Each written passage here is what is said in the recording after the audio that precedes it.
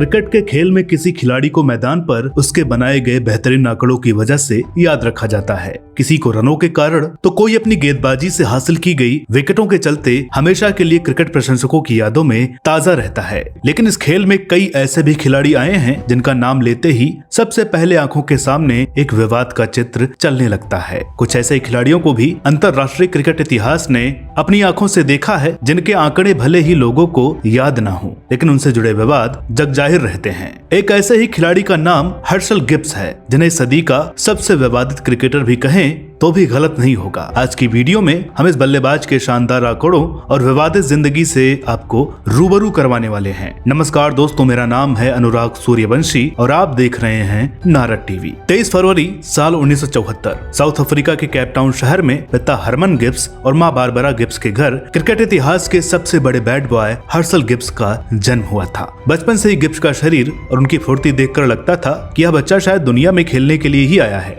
और जैसे जैसे गिब्स बड़े हुए ये बात भी सच होने लगी थी। हाई स्कूल की पढ़ाई के दौरान गिब्स रग्बी और क्रिकेट जैसे खेलों के साथ साथ शोकर के खेल में भी पारंगत हो गए थे। गिब्स के बचपन से जुड़ी एक कहानी अभी सुनने को मिलती है कि इनके दोस्त स्कूटर कहकर बुलाते थे, क्योंकि खेल के मैदान पर अपनी बादशाहत कायम रखने वाला यह बच्चा अपने दोस्तों की तरह गाड़ी नहीं चला पाता था, और इसलिए गिब्स के दोस्त उनसे कहते थे कि वो तुम्हारे लिए एक स्कूटर लाएंगे। और यहाँ से पड़ा स्कूटर नाम आगे अंतर्राष्ट्रीय क्रिकेट में भी गिब्स के साथ ही रहा। खैर, हर तरह के खेल में बेहतरीन खेल दिखा रहे गिब्स ने जल्द ही क्रिकेट के खेल को अधिक समय देना शुरू कर दिया था, और इसका परिणाम यह रहा कि गिब्स की उम्र जब 16 साल की हुई तो ये एज ग्रुप टूर्नामेंट से निकलकर वेस्टर्न प्रोविंस के लिए फर्स्ट क्लास क्रिकेट में पदार्पण कर चुके थे। साल 1990-91 सीजन में अपना पहला फर्स्ट क्लास मैच खेलने के बाद यहाँ भी गिब्स का बल्लेबाजी और क्षेत्र रक्षण में प्रदर्शन शानदार रहा, जिसकी खबर साउथ अफ्रीका की नेशनल क्रिकेट को चुनने वाले लोगों तक भी पहुँच गयी, और 4 साल बाद गिब्स को वहाँ से भी बुलावा आ गया। 3 अक्टूबर साल 1996 वह दिन रहा जब गिब्स ने केन्या के खिलाफ अपने वनडे करियर का आगाज किया, लेकिन यह मैच उनके लिए यादगार साबित नहीं हुआ। गिब्स अपने पहले मैच में सिर्फ 17 रन बनाकर आउट हो गए थे। फिर इसी साल गिब्स को भारत जाने वाली अफ्रीकी टेस्ट टीम में भी चुना गया, लेकिन जो ख्याति लेकर गिब्स अंतर्राष्ट्रीय क्रिकेट में आए थे, बड़े मंच पर उनके बल्ले से वैसा प्रदर्शन अभी तक नदारद था। पहले टेस्ट मैच में भी इनकी बल्लेबाजी खस्ता ही रही, और ये दोनों पारियों में कुल 40 रन ही बना पाए थे। इसके बाद शुरू हुआ टीम से अंदर बाहर होने का आम सिलसिला। गिब्स खुद को अगले 2 सालों में भी साबित नहीं कर पाए थे,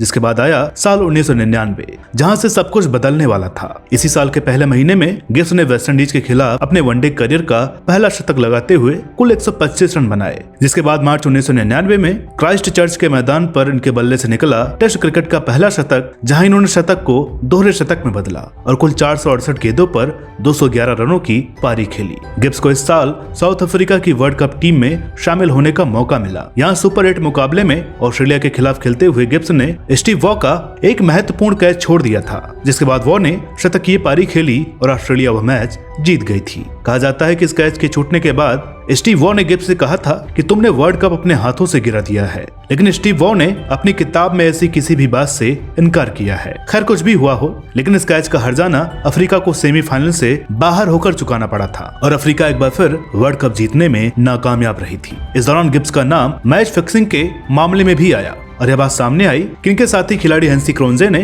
किसी सीरीज को एक मैच में गिब्स को 20 से कम रन बनाने के लिए $15,000 ऑफर किए थे। यह मामला जब जांच के लिए गया तो गिब्स ने बताया कि उन्होंने क्रोंजे का ऑफर एक्सेप्ट नहीं किया था और उस मैच में 74 रन बनाए थे। लेकिन इस सफाई के बावजूद भी गिब्स को इस मामले में शामिल होने के कारण 6 महीने टीम से बाहर रहना पड़ा था। 6 महीनों बाद जब गिब्स फिर से टीम में लौटे तो उनके बल्ले की धार और भी कई गुना बढ़ गई थी। अगले कुछ सालों में गिब्स ने अपनी बैटिंग का शानदार नमूना दुनिया के सामने रखा और लगातार अंतराल पर शतक लगाते रहे। गिब्स के बल्ले से शतक किस तरह निकलते थे, इसे आप इस बात से समझ सकते हैं कि साल 1999 से 2009 तक लगभग हर साल उनके बल्ले से कम एक शतक आया था। गिब्स ने टेस्ट क्रिकेट में अपना पहला शतक लगाने के 7 दिन बाद न्यूजीलैंड के खिलाफ उसी सीरीज में 120 रनों की बेहतरीन पारी खेली थी, जिसके बाद साल 2001 के नवंबर महीने में भारत के खिलाफ लगातार 2 शतकीय पारियां इस बल्लेबाज की अप्रत्याशित क्षमता का उदाहरण देती हैं। गिब्स ने श्रीलंका के अलावा टेस्ट प्लेइंग नेशन के खिलाफ खेलते हुए शतक लगाने का कारनामा भी अपने नाम किया था, और उनके टेस्ट शतकों और 2 दोहरे शतकों के बारे में सबसे खास बात यह रही कि गिब्स के बल्ले से शतक निकलने के बाद अफ्रीका को सिर्फ 2 मौकों पर ही हार का सामना करना पड़ा था। हार का सामना करना पड़ा था। गिब्स ने टेस्ट क्रिकेट में अपना उच्चतम स्कोर पाकिस्तान के खिलाफ खेलते हुए साल 2003 में प्राप्त किया था, जहां इस बल्लेबाज ने 228 रनों की बेहतरीन पारी खेली थी। बात करें वनडे करियर की तो साल 2002 में गिब्स वनडे क्रिकेट में लगातार 3 शतक लगाने वाले तीसरे बल्लेबाज बन गए थे। चौथे मैच में गिब्स बांग्लादेश के खिलाफ 4 शतक लगाने वाले पहले खिलाड़ी बनने से सिर्फ 3 रन पीछे रह गए थे। इसके अलावा भी गिब्स ने क्रिकेट के खेल में वनडे क्रिकेट की कुछ ऐसी बेहतरीन पारियां खेली हैं, जिनमें से एक साल 2006 में आई थी, जो आज भी कई क्रिकेट प्रशंसकों की यादों में ताजा है। विश्व विजेता ऑस्ट्रेलिया के 434 जैसे बड़े लक्ष्य का पीछा करते हुए वंडरर्स के स्टेडियम में जब गिब्स उतरे, तब ऑस्ट्रेलिया अपनी जीत के मीठे सपनों में व्यस्त थी, लेकिन उनके आने के बाद सब कुछ बदल गया। गिब्स ने इस मैच में 175 रनों की धुआंधार पारी खेली, जिसके बलबूते पर अफ्रीका यह मैच एक गेंद और एक विकेट रहते जीत गया था। इस मैच के बारे में बात करते हुए माइकल हसी अपनी किताब में बताते हैं कि इस मैच से एक रात पहले तक गिब्स लगातार बियर पी रहे थे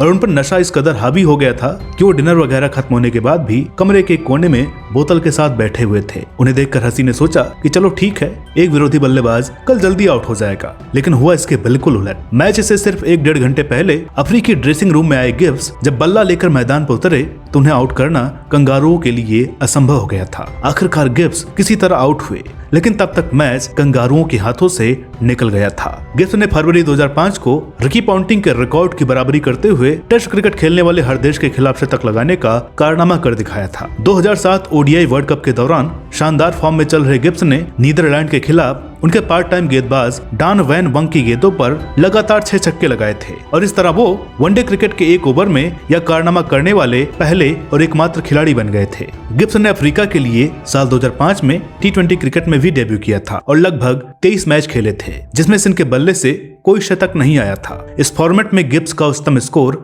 90 रन है, जो इन्होंने वेस्ट इंडीज के खिलाफ बनाया था। साल 2007 के बाद गिब्स के फॉर्म में एक लंबी गिरावट देखने को मिली थी, जिसके चलते उन्हें कई बार टीम से बाहर निकाला गया, तो कभी मिडिल ऑर्डर में भी खिलाया गया, लेकिन वो अपने पुराने रंग में नहीं लौट पाए और यही कारण रहा कि साल 2011 वर्ल्ड कप खेलने की इच्छा रखने वाले गिब्स को अपने क्रिकेट करियर को अलविदा कहना पड़ा था। गिब्स ने साल 2008 में अपना आखिरी टेस्ट और साल 2010 में भारत के खिलाफ अपना आखिरी वनडे मैच खेला था। गिब्स का करियर एक से बढ़कर एक विवादों से भी घिरा रहा, जिसके चलते उन्हें 2 बार क्रिकेट से दूर भी रहना पड़ा। साल 2007 के जनवरी माह में एक पाकिस्तानी खिलाड़ी पर रेसिस्ट टिप्पणी करने का आरोप भी इन पर लगाया गया, जब इनकी आवाज को स्टंप माइक पर सुना गया था, जिसमें किसी खिलाड़ी को गो बैक टू जू कहते हुए सुनाई दिए थे। और इस तरह गिब्स अफ्रीकी क्रिकेट के सबसे बड़े बैड बॉय भी कहे जाएं तो गलत नहीं होगा। गिब्स ने अपने अंतर्राष्ट्रीय क्रिकेट करियर में 90 टेस्ट और 248 वनडे मैच खेले हैं, जिनमें इनके रनों का आंकड़ा 14,000 है और साथ ही T20 में इन्होंने 400 रन बनाए हैं। आईपीएल में यह बल्लेबाज मुंबई इंडियंस और डेक्कन चार्जर्स के लिए खेलते हुए नजर आया। साल 2019 से गिब्स लगातार कई डोमेस्टिक टीमों के हेड कोच बने नजर आए थे, जिनमें लंका प्रीमियर लीग में इन्हें कोलंबो किंग्स की तरफ से हेड कोच बनाया गया, तो वही पीसीएल में ये कराची किंग्स के हेड कोच बने नजर आए थे। तो दोस्तों, उम्मीद करते हैं कि आज का ये वीडियो आपको पसंद आया होगा। वीडियो अगर अच्छी लगी हो तो प्लीज इसे लाइक करें, शेयर करें, चैनल पर नए हो तो प्लीज इसे सब्सक्राइब जरूर करें। तो मिलते हैं अगले वीडियो में एक और नई कहानी के साथ, तब तक के लिए नमस्कार।